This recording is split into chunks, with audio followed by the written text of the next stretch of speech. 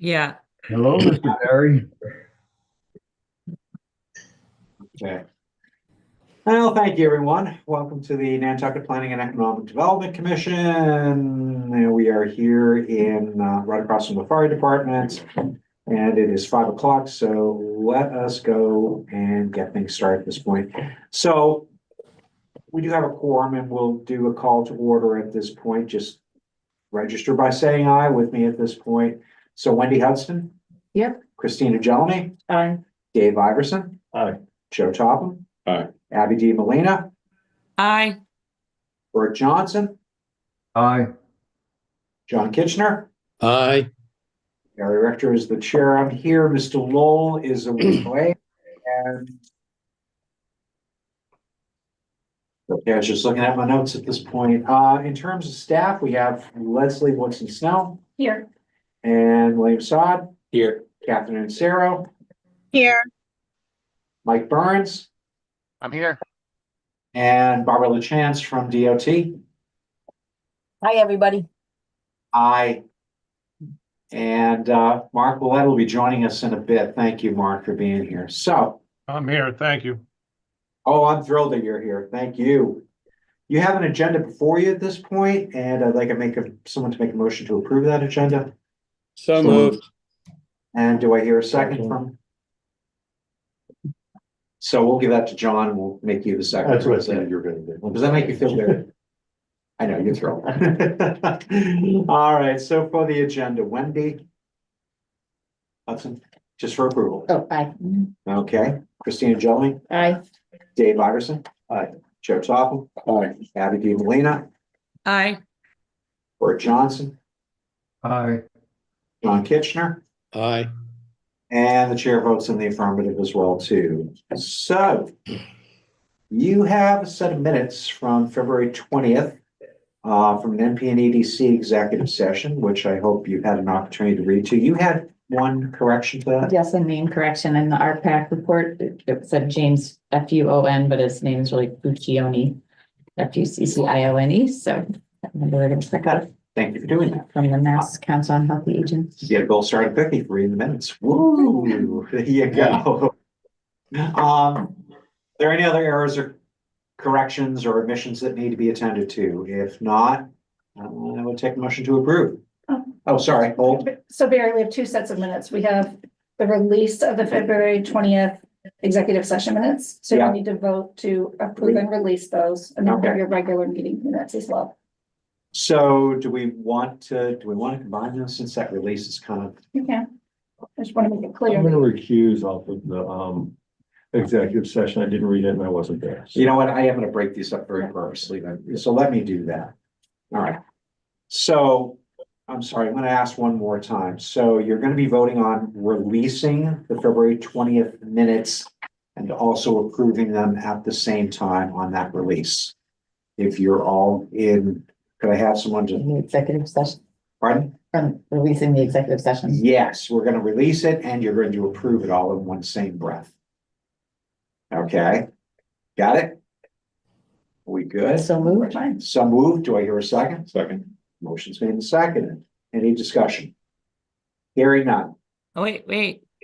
Whoa, Just if you look at the minutes, when I look at it, it says it's missing the C from confidential, so you just want to make that edit.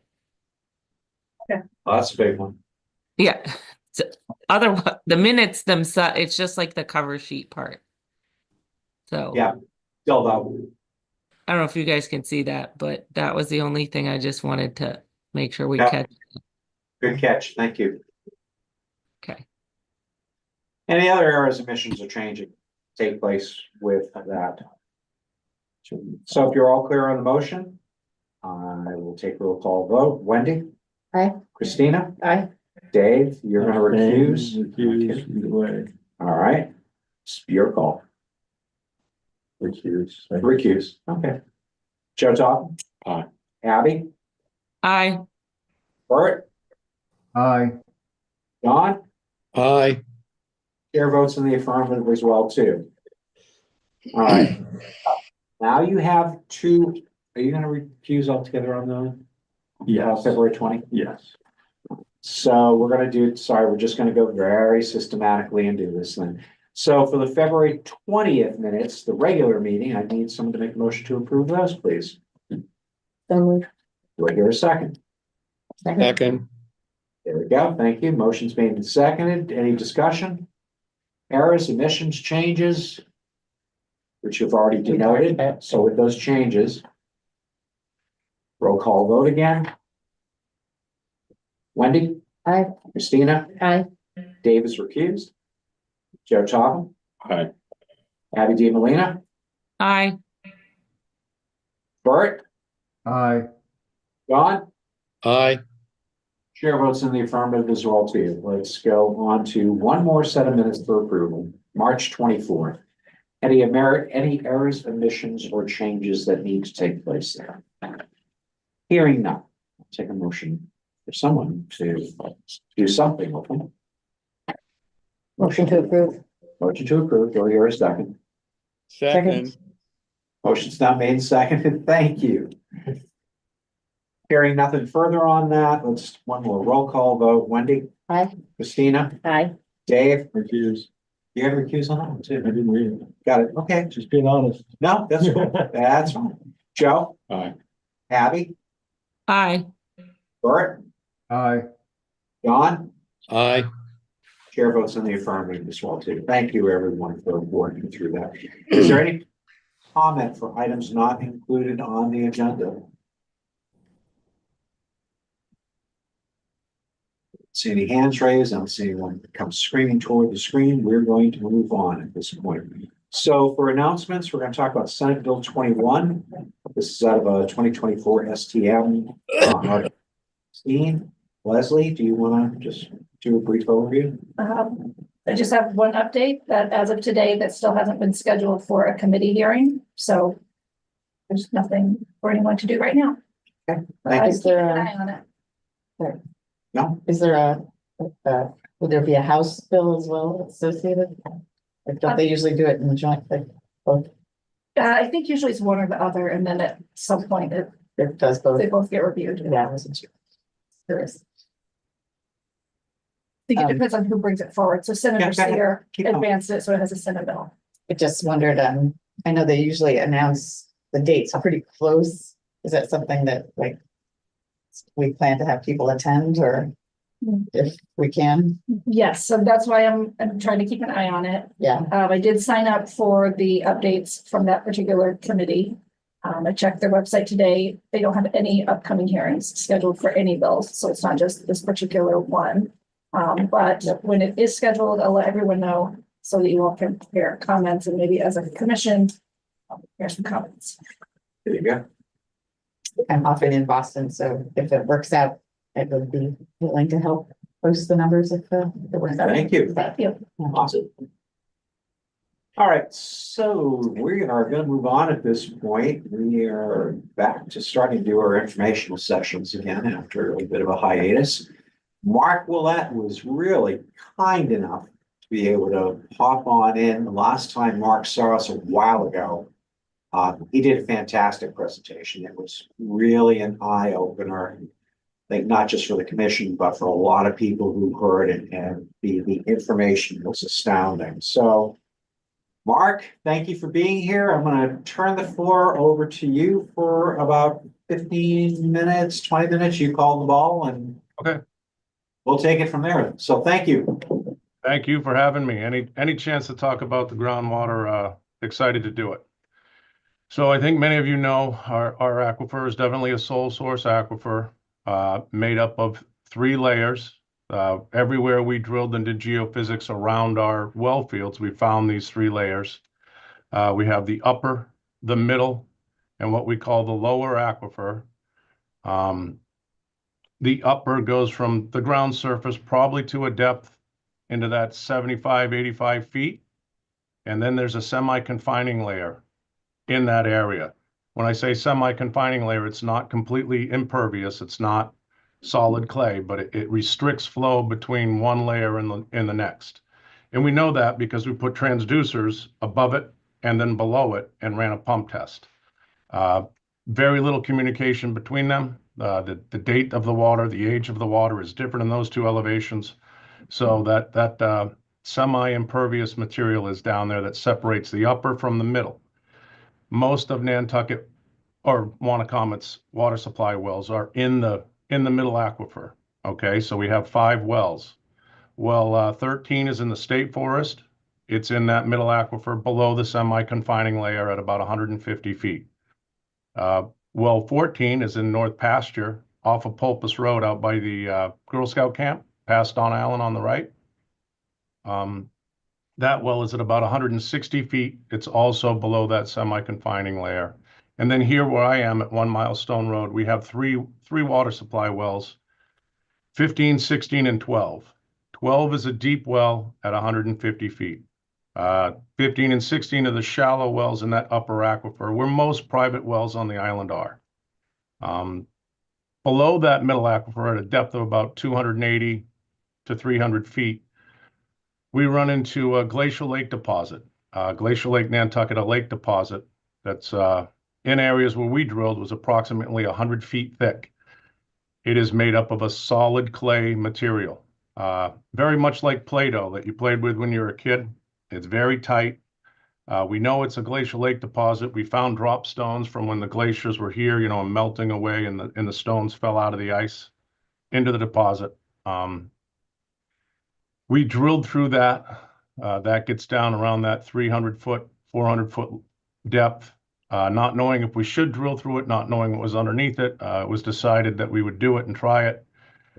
And we found a whole nother freshwater lens underneath that. We don't know how extensive that clay deposit is. I don't know if it goes the entire width of the island and extends out past the island. But I know it's there, and there is a resource below that. Now, the DEP permits what we can pump. The Commonwealth of Massachusetts owns the resource, all right? So the town of Nantucket and its residents do not own the groundwater, not for the public water supply, and even private wells. I know there's not a lot of regulation from Mass DEP on private wells, but the Commonwealth of Massachusetts owns the resource, and they give me a water withdrawal permit that controls how much I pump. If I go over that permit, or if I'm going to think I'm going to exceed it, I have to have really good reasons, or we're going to get fined and my license can come into question. So when we get into that third aquifer, when I said below that really thick Play-Doh layer, I don't know if we could ever pump from that. I got to talk with them a little bit more about it because it comes into a mining operation. There's no recharge into that lower level, or I don't think there is, unless there's an edge of that somewhere that we don't know where it is. So those 3 layers is where we pump. As you all know, well 15 and well 16 are shallow right here at Wyers Valley. About 400 yards, if you talked in golf terms, a short par 4 away from us is Tom's Way, where all the contamination in the private wells with the PFAS hits. Natural groundwater flow is from Tom's Way across us towards the harbor. In well 15, we've had detected PFAS hits above the regulation of 20 parts per trillion. We had a hit of 55. That well has been off for 2 years. When we found out about the contamination on Tom's Way, I turned that well off. Not wanting to make things come faster, I knew the groundwater flow was towards us, so I turned that well off, and it's a backup well. We're in the process right now of creating and building a PFAS filter treatment system, ion exchange resin system that's going in now. We poured the first bit of concrete today with the goal of getting this pad done, getting the concrete done, and then we're going to build the system ourselves. I figure if we're going to maintain it and run it, we should build it. So it's being designed from a company called ECT out of Portland, Maine. We have a local trucker that's going to go up there and grab the stuff for us on where's my calendar? I think it's May 7th and 8th. He's going to come down, and we have the plans already, and we do a lot of pipe work ourselves. So we're going to end up piping this thing together, get it going, and hope to have that thing ready and pumping before peak season. That way, if we do need well 15, we can turn it on. It'll go through that PFAS treatment. We also have the option to run 16 through it, which is also another shallow well. And even though well 12 has never had a hit, has never even seen any PFAS, all non-detects, we went ahead and piped well 12 up into that slab, just in case there ever is a hit. We're ready to go, put in a filter right away, and we can treat it. So PFAS for us has dominated really our last couple of 3 years. We extended the water main out to Mattoxsham Valley. All the roads west of the airport, including Orkawa, Lover's Lane, Webster, Skyline. In the middle of all that, we found the Tom's Way issue, ran water main down Tom's Way. So for us, budget-wise and capital money and looking at projects, we're really focused on, through this private well regulation, a lot of hits of PFAS have been coming up in different areas of the island. And of course, the best solution, if possible, is to get our drinking water to them.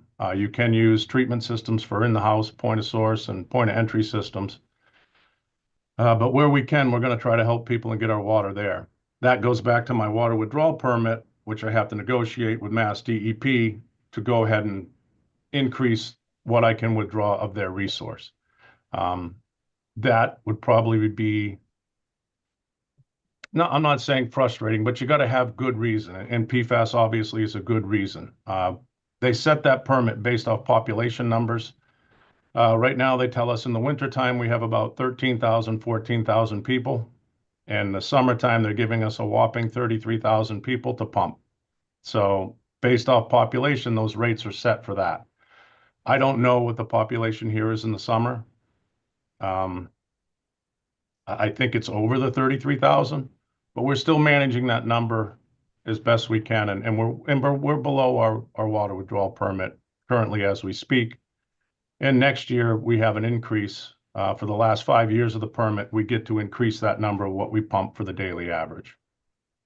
But once we start extending into PFAS impacted areas, we will negotiate with the Commonwealth of Mass DEP to increase our permit to make sure we have ample water supply and fire protection wherever we bring the water mains.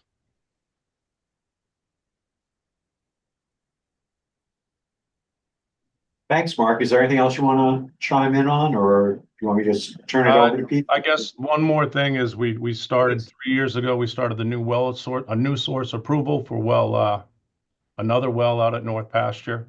That's about a 5-year process. When we found out about the airport contamination in our capital plan, we were supposed to start that project next year. We actually started it 3 years ago after hearing about what happened at the airport. Got word from Mass DEP last week. We're about a year away from that possibly being permitted, which means I can start construction of the pump station and eventually turn that well on, and we'll have a new source to add to the 5 that we already have. And once that's up and running, that's the deepest well we have.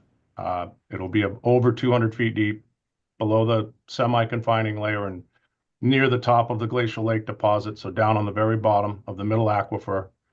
And that'll be our largest producing well once it's up and running. Mark, do you want to take a second as well, too? It's up to you. Whether you want to address the crew that's been out there doing deep water exploration as well into some of the watersheds that are there. The offshore drilling, is that what you're talking about?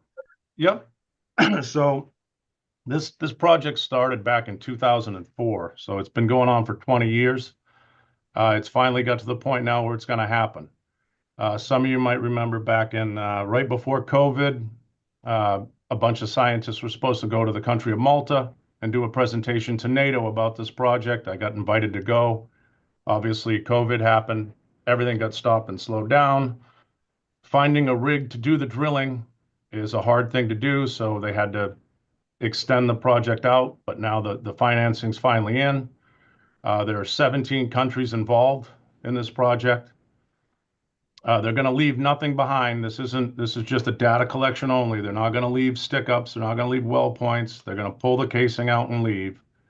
They're going to drill 3 holes into the continental shelf about 1,500 feet deep below the seafloor.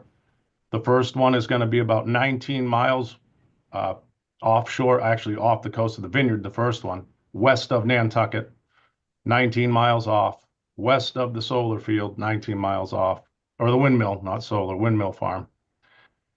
They're going to drill a hole there, then they're going to move out to 26 miles, 27 miles off, drill another hole, and then they're going to go 40 to 45 miles offshore to drill a third hole. So back in the 70s, 60s, and 70s, the USGS went up and down the East Coast looking for different natural resources. They did some offshore drilling. They thought they might have found some fresh water, made note of it, and moved on. Some of the research that we've done here and some of the research that's happened on Long Island suggested that there is freshwater lenses beneath the seafloor out there. They've modeled it. The models are predicting it. And this is the first group ever that's going out to see if it's true. Now, this phenomenon is in multiple locations across the globe. We're very lucky. I think we're extremely lucky to have them doing it off of Nantucket. I mean, it's going to be right here. They're going to share the information with all of us. Again, I don't know what it means if they find a freshwater lens. I don't know. It's in international waters. I don't know if the Commonwealth can take it, if the United States takes it, if it's fresh enough, can we use it? If we ever got to the point where we had to run a desal plant, maybe we grab that water because it's fresher than salt water to treat it. So it's just very exciting to know that they're going to find out if it's there, if it's connected to us in the vineyard. There's one theory that the two islands are acting like, tanks. They're elevating the water and it's kind of flowing out underneath. Another group of scientists believe that it's not really connected. It's more entrapped water that was in place during the glacial periods where you had glacial advance and glacial retreat. So, during the last glaciation, the coastline was out towards the continental shelf, which, if you had ice a few miles off Nantucket, that means you had a lot of rivers, lakes, ponds. Ice comes over, pushes it in, gets entrapped. So this project is going to find out what it's all about, if it's really there, how fresh is fresh, can we use it, and is it connected? It's very exciting stuff. 23 scientists from 17 countries are involved. So it's I'm very impressed that it's finally happening and very proud to say, I know some of the guys that are going to do that research for us, because there are places around the world that if they find out this is true, there's places in the world that really, really, really need this resource and could use it right away. Not here, but parts of Africa, parts of Europe could really, really use this water. So it's exciting news, and it's exciting that it's happening here off of Nantucket in the vineyard. Great. Mr. Chair, Thank you. Cool. Thank you. So, Mr. Chair. I'll be with you in just a sec. Okay, I just want to make sure you saw me. Yeah, that's okay. I'm calling you in half a second. I just want to make sure that the rest of you know that this is question time at this point. So, but do try to keep it brief. We've got a meeting that we need to run through still. And try to stay on topic as well too, if you don't mind, please. So Brooke, go ahead. I just wanted to tell everybody the crew that the team is going to be at the select board meeting virtually Wednesday night. So if people have questions and they want to ask it direct of the research team, that's the purpose of their coming to our meeting on Wednesday night Got it. Thank you. this week. Yep. Anyone have any questions for Mark? I do, but Yeah, go ahead. hi, Mark, Dave Iverson. Just a couple questions. How effective are the PFAS filters? How much PFAS can they get out of the water? These filters, there's two main choices that we had. Okay, so you have the carbon filter that a lot of people use, a lot of houses use the carbon filters. And then there's ion exchange resin, which also captures it. They are very effective. They're so effective that Mass DEP, the permitting process is pretty quick for these because there's so many of them out there around the world, either carbon or the natural or the ionic resin. They're very, very effective. The only reason it wasn't about money, because the ion exchange is more expensive install than the carbon. But looking at the plume that's coming from Tom's Way, as all of us are kind of learning, there's a long chain PFAS and a short chain PFAS. Carbon is pretty good with the long chain, so is ion exchange. Ion exchange is much better at capturing the short chain PFAS, better at it than carbon. That's why we went with the ion exchange, because there's a pretty big number of short chain PFAS in that plume. So we went with that. It's very effective. it'll be below detection limits. We will have to change that media out probably every 2 to 3 years. And that's where I have to work on the budget and with the team here at Wanna we'll kind of figure out how to build that into our operating budget, because we're looking at probably a $400,000 or $500,000 every time we change that resin out. Got to send it off under a hazardous waste manifest where it gets cleaned. It can be reused, so we can send it back to us or buy new resin. They're very effective, and we can do this. This plant will be able, these filters will be able to take up to over 1 million gallons of water a day. So we can pump well 15 and 16 if we need to. If we get into a situation where we need to turn them on, we can turn them on and do 600 to 700 gallons a minute out of each well and treat it effectively. And then as my commission, and I have to talk with them about this, we have to decide, do we only use 15 when we need it? Or do we, and this could be more than our discussion, but for people on the island, do we turn on 15 and use it as a treatment for the plume and start treating the plume? Up the pump rate, treat it to us, and start effectively cleaning the plume that's underneath Tom's Way. It's hard for me to make that decision right now because we don't know the source. We don't know if the source has been eliminated, and we don't know the extents of the plume. But we might just turn that on and start treating and fixing the problem as soon as it's up and running. Yeah, please. So the current filter system that you're installing has enough capacity to take care of all the water needs, like during the summer for a day. If the plume goes or if disaster strikes, there's enough capacity here to service the island at our maximum. Yes, so all the wells in Wyers Valley will have the ability to go through those filters and treat everything we need to meet all of our summer demand.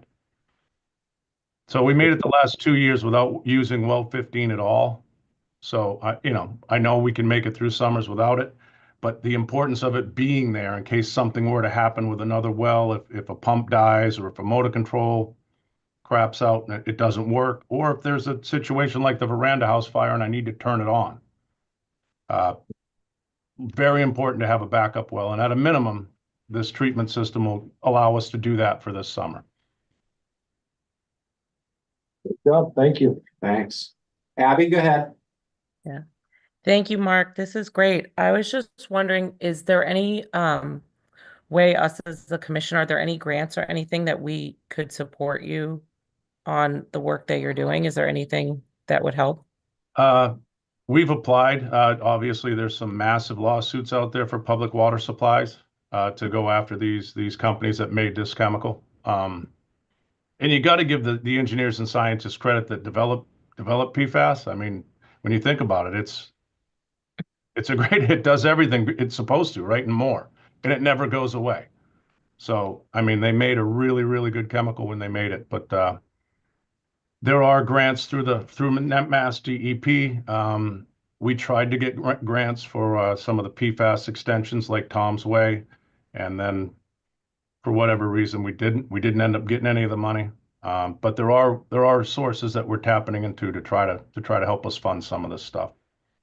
Okay. And we could meet sometime, and maybe if you have any other ideas or some different sources, we can talk about that and try to find it, because this is really going to dictate our capital program. Moving forward, it isn't just going to be changing out old system components to upgrade the system. It's going to be getting clean water to people that need it. Yeah, I'm just thinking from a practical standpoint, because we're a regional commission, that might be somewhere we could advocate and support Right. you in that. So I would just recommend, like you said, maybe we have a follow-up session to see if we Yep. can. Thank you. Thanks. Anyone else? All right. Mark, thank you so much. I really Thank appreciate you, that. guys. Anytime you want to talk groundwater hauler, I'm in. There you go. No, you always bring something new to the table at this point that makes you go, what? Wow, aha. So it's always a delight to have you here and bring us up to speed on what's happening. So thank you so much. Thank you, guys. Thank you, Mark. Thanks. Good night now. Thanks, Mark. Okay. So let's move on at this point. Mr. Burns, you are up. We are into the Transportation Program Manager update, which is the draft FY 2026 to 30. The infamous tip. Thank you, Mr. Chair, and let me swing this. As a lot of you know, because you've been through this exercise a few times, that the Transportation Improvement Program is a 5-year listing of highway and transit projects that receive federal and state funding. So I'm just going to walk you through that schedule as part of this presentation. First of all, the highway program for 26 through 30. You know that there's the one project under construction right now at Milestone Road at Pulpus Road that's ongoing. For the next 5 years, we don't have programmable projects to include in this 5-year schedule. We do have between $600,000-$700,000 a year in the budget there. Mass DOT has been very generous with funding projects to advance them using discretionary statewide aid, since $700,000 really isn't a lot of funding to get like an intersection project or other project implemented. So I believe the region is appreciative of DOT's partnership on highway projects, and they're currently have 2 projects in the design phase and another project about to start the design phase.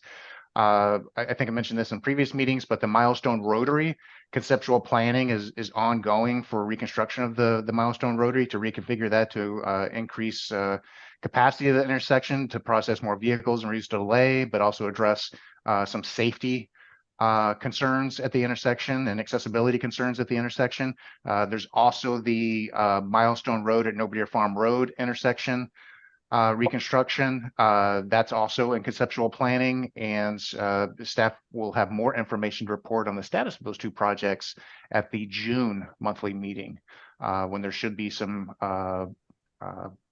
presentation materials that we can share with you all and the rest of the public about the status of those 2 intersection projects. But there's also the widening of Milestone Road out to add 1-foot shoulders between the Rotary and New South Road, which is the industrially zoned area of the island. That project will come on the heels of the 2 intersection projects, but those are in the design phases right now. They're likely will be programmed in the out years of this schedule, more in the 29 or 30 timeframes, depending on the outcomes of their conceptual planning phases.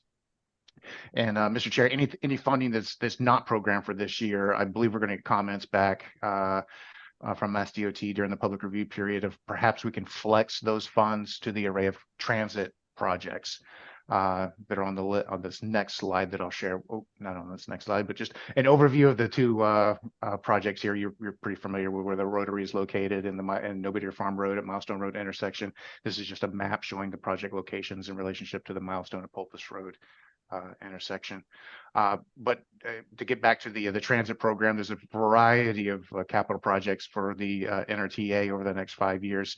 The highest cost item there is the workforce housing. The NRTA has been very proactive in providing housing options for their staff, and that program is going to be continued through the next 5 years of this process. But I also wanted to highlight that there are a new maintenance facility in fiscal year 27. And some of you may know that the lease for the facility off of Bunker Road, that lease is expiring with the airport. And so this funding is to implement a new facility if there needs to be funding for that. But also included in the schedule are operating and other fleet modernization. The NRTA has been very proactive in replacing the diesel vehicles with either electric or lower emission vehicles, and that program is continuing on through this tip. And just to share a table, this is more of an itemized listing of those projects. I won't go through this large table, but it's in the slide deck if you'd like to review those. But the previous slide summarized all of these into more digestible categories. Mr. Chair, has been the routine each year. We have a public review period for the draft tip. Since our April and May meetings are so close to each other, we would ask that you take action to authorize a public review period at this meeting. But for the May 19th meeting, staff will have a recommendation and requested action available at the next May meeting to approve the tip effective May 23rd so that we observe the 21-day review period. We've done that in the past. So the draft tip is currently online. Our communication staff will provide assistance with sending out email blasts and social media notifications to let the public know that they can comment on the draft tip. It will include the projects that I just summarized. And they'll have that ability to provide comments later this week if you approve the following action. So staff recommends that you authorize a public review period for the draft federal fiscal year 26 through 30 transportation improvement program from this Friday, May 2nd to May 23rd with a public meeting for discussion and action at your May 19th meeting. And Mr. Chair, I'm happy to answer any questions. Are any questions for Mike? If not, you see what is being requested of this commission to do as an action plan. So if there's no questions, I'd like someone to make a motion to start that process. Don't be shy. Make a motion to start the process. Okay, from May 2nd to May 23rd. And the discussion aspect on the 19th. Is there a second to that? Second. Motion's made and seconded. Is there discussion on the issue? Hearing none. All those in favor, please say aye. Oh, I'm sorry, I can't do that. Roll call vote. Drifting back to the old days, don't I wish? Wendy? Aye. Christina? Aye. Dave? Aye. Joe? Aye. Abby? Aye. Bert? Aye. John? Aye. Brooke? I think that was an aye. And I vote in the affirmative as well, too. Thank you, everyone. Mike, you're up next. Thank you, Mr. Chair. This next item there is regarding the Unified Planning Work Program and the draft work program for next fiscal year, 2026. There's no action requested. I just wanted to go over and introduce the UPWP and just like with the TIPS public review period to let you know about the public review period that staff will be requesting at next month's meeting. What is the UPWP? It's a federal required work program that's if you spend federal state dollars on transportation tasks, you need to have a work program that includes a description of administrative data collection and planning and analysis and implementation tasks. The work program also includes a budget for travel and equipment and a modest budget for professional services. For next year in fiscal year 26, Mass DOT's provided a 2% increase from the current work program, and our budget total will be $337,187. A breakout of that budget, here's just a reference for the current UPWP for 2025. A lot of these tasks that are itemized out here will remain unchanged, but just to review some of those, there is a long-range transportation plan, master plan, and strategic plan implementing those priorities and syncing all of these plans to fulfill what the community believes is a good long-range strategy for the transportation. Those strategies include limiting single occupant vehicle usage as well as reducing congestion. Staff currently has a traffic model development, procurement for a traffic model development with the finance department using town funds. So hope to advance that development this next year. As you know, we have a Safe Streets and Roads for All action plan that I'll be presenting next month and the month after to go over those priorities. And I'm budgeting to include implementation of those priorities in this next year's work program, as well as parking management development and what I've currently working on with the BPAC is the bike and pedestrian planning.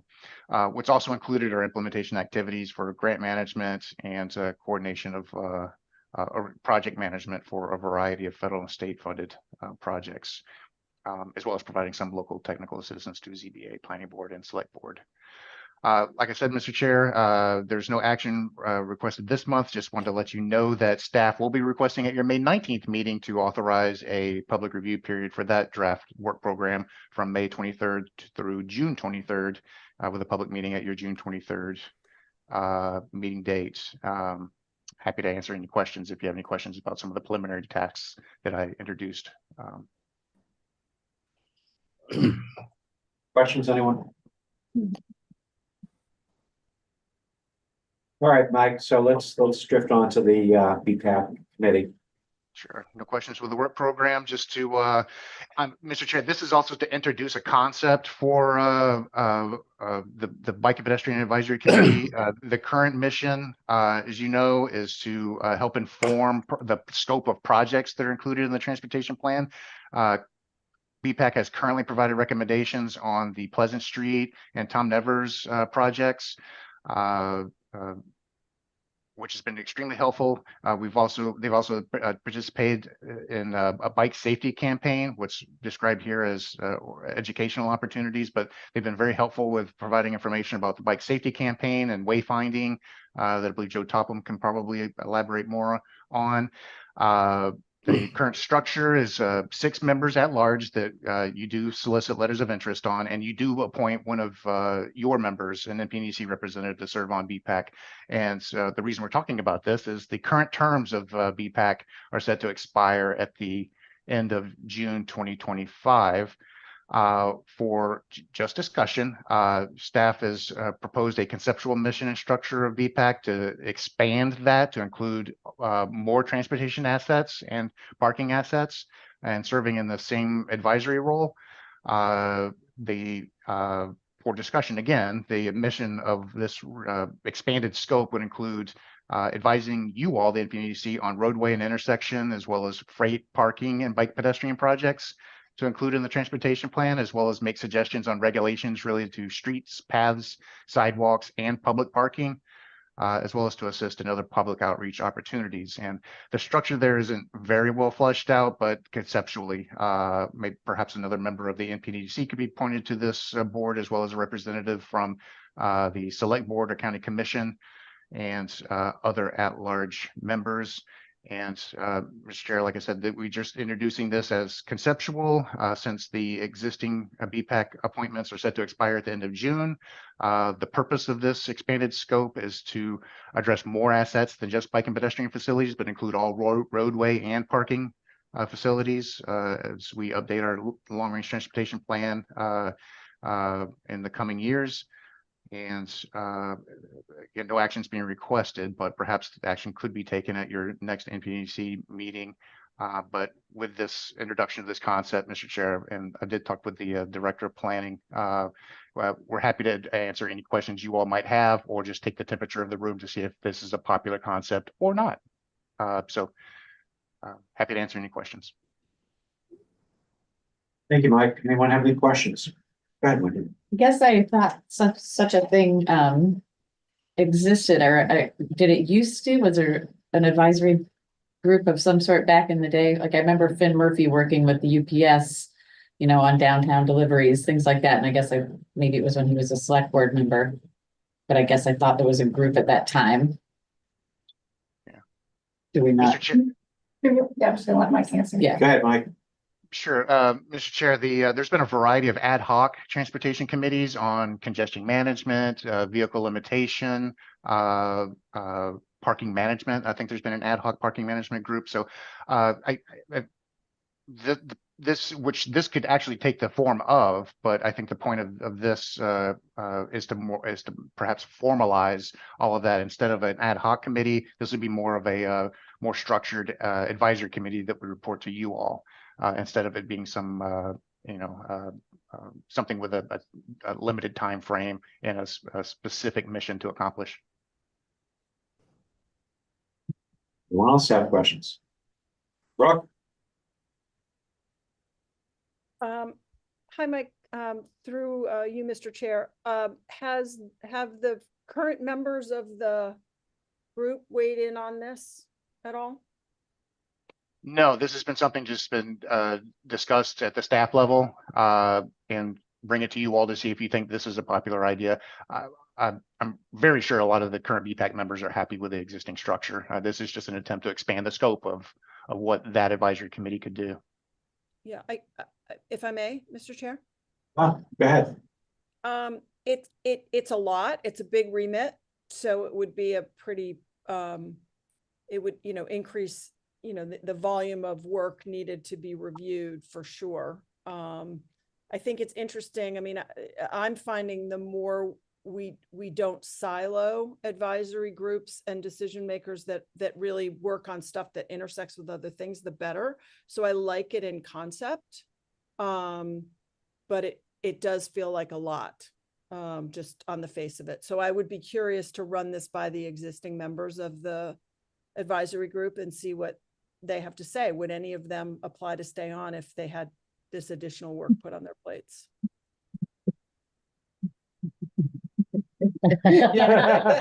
Hi, see, here we go. So one of the members is about to speak, Mr. Topham. I would say no. I think that everyone's gonna join in. When we were looking at certain streets or Tom Nevers, we were kind of looking at the entire street in its entirety. So William Street, Pleasant Street, all of that, we were talking about encroachment of plants and getting the DPW involved and all that planning. So I think it's just a natural process for us to take everything and review it. So it may be an extra meeting or two, but I think it'd be wise for us. Thank you. We're here. There you go. You just heard from one of the committee members, so. But Wendy's taking over my seat. That's great. Oh, congratulations, Wendy. No, I'll second that. All in favor, say aye. Oh, Bob, we'll call, we'll just boom, boom. no, I don't want to get my seat, so I'm joking. Anyone else have any questions? All right, so if, like anything, something may crop up in the process, so between now and our May meeting, please avail yourself to Mr. Burns and just let him know what you think, or if you have any creative suggestions about it, that would be really helpful. And he'll be able to integrate some of that hopefully into our next meeting as well too. Anything else, Mike, or I think we're good here? I think we're good. Thank you, Mr. Chair. Thank you, sir. So that's going to bring us to the town area plan and an update at this point. Go ahead, Leslie. So, Mike and Trudell and I were hoping to have this ready to present to you in a final form at this meeting. But with town meeting coming up, it's proven to be a little more hectic than any of us thought it would be. That's taken a lot of time and people were on vacation and that sort of thing. So we are planning on having that on your agenda in May. Any questions on that or just move along? So the Ocean Advisory Commission is looking for NP and EDC representatives. Do you want to chime in, Leslie? Sure. So for anyone who may not be familiar, the Ocean Advisory Commission was established through the Oceans Act in 2008. It's an 18-member commission. It includes legislators, agency heads, representatives from commercial fishing organization and environmental organization, experts in offshore renewable energy, and representatives from the coastal regional planning agencies. So Nantucket is specifically mentioned in the Oceans Act as the RPA. The NPDC has a guaranteed seat on this commission. It does not have to be a member of the NPDC. It can be anyone that you choose to nominate. In the past, it's been the planning director, and I don't know if they've changed sort of the process for soliciting members from the RPAs. I wasn't really involved back then with this particular committee. So the letter that you received has asked you to nominate up to 3 individuals to represent the NPDC. I don't know why that's so hard to say, but for name changes, I hope it's something more simple. To represent the NPDC on this commission. So you have 2 letters of interest in your packet. You have Abby DeMolina, and then you have Jeff Carlson, who is the Natural Resources Director. It's a governor's appointment, so you all don't need to pick one of the 2. You just need to vote to forward those on to CZM to be forwarded to the governor who will make the selection. Leslie, what's the due date on that? It's at the end of the week, which I already got extended. So, yeah, it was supposed to be April 22nd. I asked for an extension. I think they extended till May 2nd. All right, so a second, that still not much time, it's happening fast. Don't have time to pursue. Their letter No, dated not April that I have a- 77. There you go. That's kind of funny. So is there any interest, any questions, first of all, that you might have? Yeah, go ahead. Just gonna make a motion to move both those letters to the governor. Oh, I thought you were gonna raise your hand and say you're interested in being on the board at this point, and would love to be the Yeah, third. two great candidates. I send them on. I hope if we can have all three, see if there's any others. We don't know who number 3 is, and Yeah. time is short Yeah, at the too late. moment. Time was short when we got the So letter. I'll second Wendy's motion. All right, so motion is made and seconded, discussion. I'm just gonna interject real quickly. Is there anyone on the commission who'd be interested in doing this? Because otherwise, we're gonna go with 2. Other than Abby. Besides Abby. Thank you, Abby, by the way. All right, hearing nothing at this point, you are clear on the motion at this point. Let's do a roll call vote for those 2 members, which would be Abby Molina and Jeff Carlson. Wendy, Aye. Christina, Aye. Dave, Aye. Joe, Aye. Abby, you get to vote for yourself. Aye. Bert, Aye. John, Aye. Brooke, Aye. chair votes in the affirmative as well too. There we go. Thank you, everyone. Perfect. Those will be going out shortly. See Leslie, if you have any further questions on. So we're back to committee appointments. The Contract Review Committee for Human Services, we've had long discussions about it.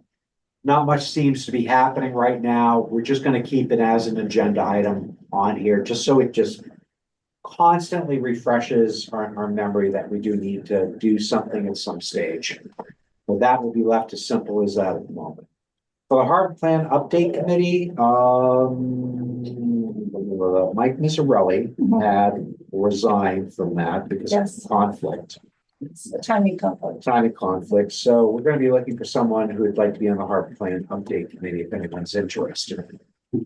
I looked into it, and so I think I can actually fit that one in my schedule. So, since I haven't volunteered for anything in a year and a half, it's about time. Yeah, it's time to step up to the plate.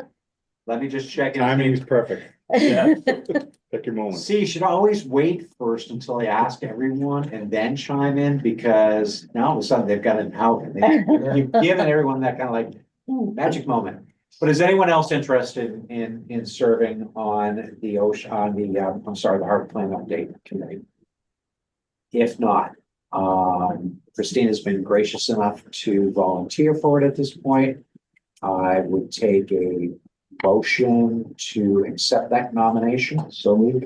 Second. Motion's now made and seconded. Discussion on the issue. Roll call and vote. Wendy? Aye. It's not too late, Christina. Here we go. I, Christine? Yeah, okay, thank you. Dave? Aye. Joe? Aye. Abby? Aye. Bert? Aye. John? Aye. Brooke? Aye. Chair votes in the affirmative. Thank you, Christina, and really appreciate it. All right, so committee reports are here again, just as a tickler file, just in case anything comes up. Not expected to participate in unless you have something you'd like to bring before us at this point. Barry, did we talk about the town area plan? We did, that's gonna come up in May. So, okay, there you go. Yeah, It was that I fast. was spacing out. I was somewhere else. can we join you? Sure, probably in about 10 minutes. Yeah, okay. So on the committee reports, did you have something? Because you. I do. Thank you for the Rural Policy Advisory Commission. We had a meeting April 11th. And it was a Zoom. The most kind of important thing I thought I would bring to everybody's attention is there's a lot of discussion about the legislative priorities, much like that other issue, you know, when the hearings might happen. But FERCog, the Franklin Regional County Council of Governors, their website hosts the legislative priorities bill tracking, and they've got a really fantastic resource there. So I would just bring that to anybody's attention. The state has a RPAC page too, but it's not really up to date with that kind of thing. So Linda Dunleavy from FERCog, who we've met, is the head of it, and so they're posting it on their website. And so that's just for a plan of interest, it has all the drop downs, all the bills. It's kind of what made me ask the House and the Senate, all the numbers, et cetera. So, a lot of things there. Other things at the meeting were just updates from Ann Goby, the director, some talk about the pilot things and some energy stuff, but the main meat was on this page. So Perfect. that's my message. Thank you very much. Appreciate it. Anyone else have any committee reports for us? Mr. Kitchener? Yeah, Mr. Chair, the Capital Committee, we've been having a few meetings. The last one was last week, and it's kind of important because although this would normally be the quiet period, what we're trying to do is to change the process somewhat before we start into fiscal year 27. And the two major areas that we're working on, first is, the elements that this is a very process-driven, thing that we go through. And the elements that we look at as to, what kind of priority something should get in terms of funding is, let's just say it's a little outdated. So we're looking to review all the elements that we look at and change them, simplify them, make them more relevant to what the island is today. An example of that would be, for example, has a department spent the money that it was allocated, the prior year and even the year before that? Because if not, why are we looking for more money that we actually can't, even if it's justified, we can't really spend in the time period? So it's kind of good. I think it'll make the next year's process a lot better. And along with that, the kind of the scoring mechanism as to, okay, well, we've looked at all these elements. Now, how do we score one project over another? That also we all feel needs some work. So we're working on that too. The objective is that we have a new process of the elements we look at and the way we score them before we start the fiscal year 27 process. And it's going well, and I'm sure we're going to make sure we'll have that ready for the next fiscal year. So yeah, that's it. Thank you. Thank you. Anyone else have any other reports from their respective committees? Go ahead. BPAC was already spoken on, so I'm good there. Nantucket, they are down to basically the last two little groups of items. So I would say, yeah, they're trying to get everything done by the summer and maybe meet the summer and finalize everything. But they've really been working hard and doing a really good job. So Good. I'm good. Anyone else? Seeing no one else at this point and seeing no other business before us, I'll take a motion to adjourn. So moved. And word, finally, a word. That motion was made and seconded. So roll call vote. Wendy? Aye. Christina? Aye. Dave? Aye. Joe? Aye. Abby? Aye. Bert? Aye, and congratulations on getting it done by 6 o'clock today. Wow. Record timing, Barry. Hey, what can I, never mind, I'm just gonna zip it and move along. Brooke? Aye. And the chair votes affirmative as well too. Thank you everyone for taking time out of your day to be there. Really appreciate it. Have a great one. Enjoy it while it's out there. See y'all at Thank town you. meeting. Yeah. Aye. Oh, yes. Let us not forget.